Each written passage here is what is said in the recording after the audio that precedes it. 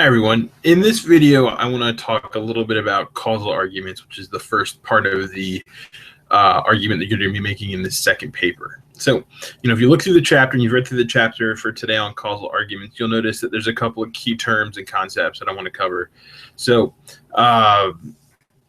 causal arguments, and again, these are kind of important things to keep in mind about how to structure a causal argument, and it's causal, not casual, a common mistake many students have made. So, if you look at that set of charts, there's three common structures for causal arguments. So the first is one that you've probably seen fairly regularly, where that's you have a cause and you're tracing it to multiple effects, so kind of saying, oh, this has happened and what are the results of that. So, they created the Uber app. What are the effects of that app, on taxi companies, the employees, customers, things like that, right? So the second structure, you have an effect. You kind of have this question, like here we are, we've gotten to this point, and the question is kind of, how did we get here? What were the causes that led to this point? So, maybe you're interested in kind of tracing back why we've ended up with Donald Trump and Hillary Clinton as our two candidates for president this year. So you might go back and look at the primaries, look at their political histories, all that kind of stuff, and see what are the causes that have kind of led up to that point. And that third structure is tracing a longer sequence of events, so kind of putting a chain of events together. So A leads to B, leads to C, and so on. So a lot of times you see that, in the work done by historians, kind of looking at, let's say you want to take or make a connection between Reaganomics, and Ronald Reagan's policies in the late 80s, early 90s, and then connect that to the financial crisis of 2008. People have done that. You definitely can do that, right? But there's a lot of time in between. You're talking about a 20-year gap. So you have to show, how we got from point A to point B, and you can't just say, oh, well, one led to the other. And so one of the biggest things, that's different between a causal argument and, say, just a cause and effect paper is that you have to prove to your reader that these cause and effect relationships exist. So in a cause and effect paper, you often just kind of say, oh, this led to this, led to this. Here you have to convince and persuade your reader to accept your interpretation of events. You have to bring in evidence to prove to them that, this is how things happen and why. These are the connections that exist and what's being made. So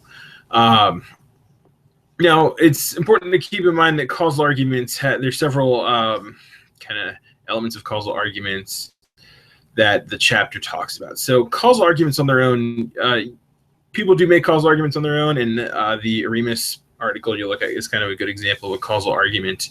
But a lot of causal arguments are parts of other arguments. So as for this paper, when you're going to be making a causal argument, and then that causal argument is going to lead to a proposal, it's going to lead to a course of action that your reader is going to take. So that's,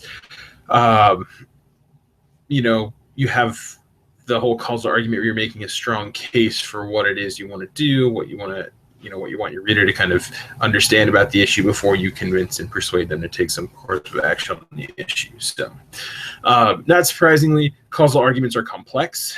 So when you're thinking about cause and effect relationships, you're thinking about not only what are the obvious causes, what are kind of the connections that everybody would see, but you're looking at the underlying connections, and what kind of people would consider, maybe this isn't an obvious connection or a point that maybe most people see. And that's part of what your job to do is, as an arguer here and as a writer, you're saying, hey, look at these connections.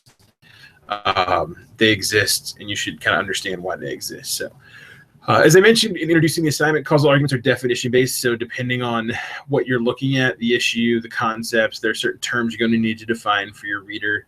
The example they use in this chapter is on that term dropout, right? So what does it mean when you say somebody's a dropout? Is that somebody who dropped out of school and never came back? Is it somebody who dropped out of high school, who dropped out of college?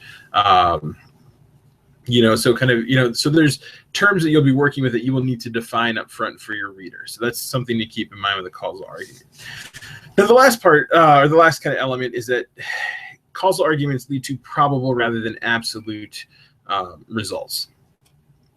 Now that might sound a bit counterintuitive, but there's a reason that we don't always you don't want to say with 100% certainty that, oh, this is what is going to happen based on my research. And the big thing is because you don't know. or you don't necessarily always have access to all the information. Sometimes you just can't get it. It might be protected. It might just be inaccessible. So by kind of hedging your bets and saying, based on the information I have and the research I've done, this is what I think is going to happen and what we should do about it. That's going to make a stronger case. It's actually going to make you more credible, because if this is going to happen and it doesn't happen, well, guess what? That's a hit to your credibility.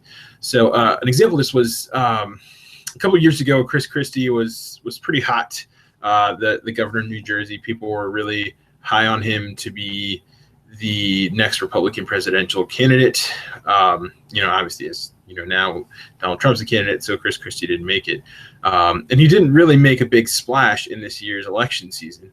And in part, that goes back to a point a couple of years ago, where there's this whole scandal with his campaign, where a couple of his campaign employees in New Jersey, basically to get back at political rivals in New York, shut down, mostly shut down the bridge leading between New Jersey and New York, and causing, huge traffic jams, basically kind of punishing a bunch of people who had nothing to do with the situation at all.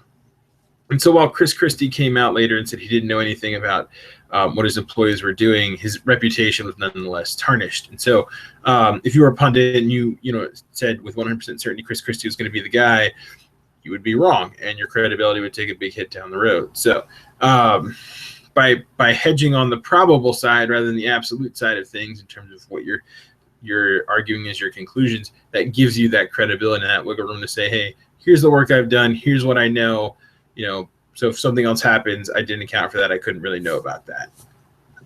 Now, it shouldn't be surprising, as I've been talking about the causal arguments, that you need research. They're based heavily on evidence. And so that's where, when you're doing a lot of the research, a lot of it's going to go in the causal argument portion of your paper. That's going to be the evidence for you to prove to your reader, to support your claims about the cause and effect relationships you're looking at. So, if you want to make an argument about how there's problems with the Facebook algorithm, that is a big deal for the way we get news and things like that, you have to prove to us that that's the case. You have to show us the numbers.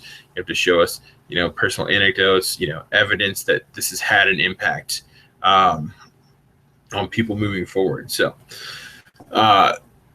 keep that in mind, that you'll need to do, and that's what we're going to be focusing on, is doing a lot for you to support your claims throughout your paper. So the last thing to kind of think about with causal arguments is that if you look at that chart on page 251, there's these 6 different types of causes, right? Sufficient, necessary, precipitating, proximate, remote, and reciprocal causes, right? So it's important to kind of realize that when you're thinking about causes and effects, they operate in different ways. So sufficient cause is basically, the cause on its own is enough to make the effect, whereas necessary causes are an important factor. I think one of the examples, right? You need fuel for a fire, but fuel alone does not make a fire, right? That's only one cause that leads to fire. So it's also important to keep in mind with precipitating and proximate causes, right? So precipitating cause is what looks like to be the straw that broke the camel's back to an issue happening, and the immediate, present, or visible cause of action, as they say. Whereas the proximate cause, or the remote cause, it might be the indirect or underlying cause, a reason for things happening. So, so let's say you decided you want to get a house in Maine because you're tired of living in the desert. You've had enough of the heat, so you want to go somewhere where it's nice and cold during the winter.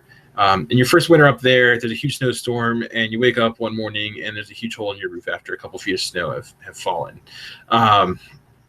So what do? You call the insurance company, because this should be covered under your insurance.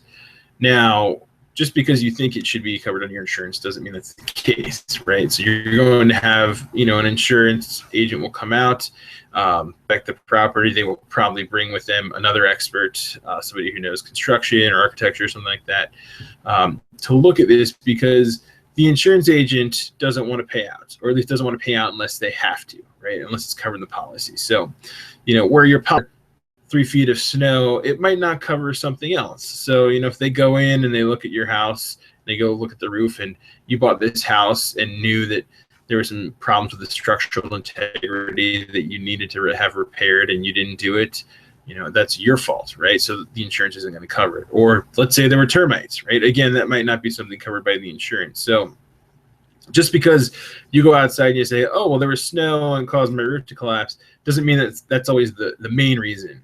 So it's important to keep in mind that what you sometimes think of as the main reason might only be the immediate reason, the thing we see up front that seems to kind of have been the catalyst for something to happen. But there might be a lot of more important underlying causes that are really at the heart you're looking at. So these are the things you want to keep in mind as you're thinking about causal arguments.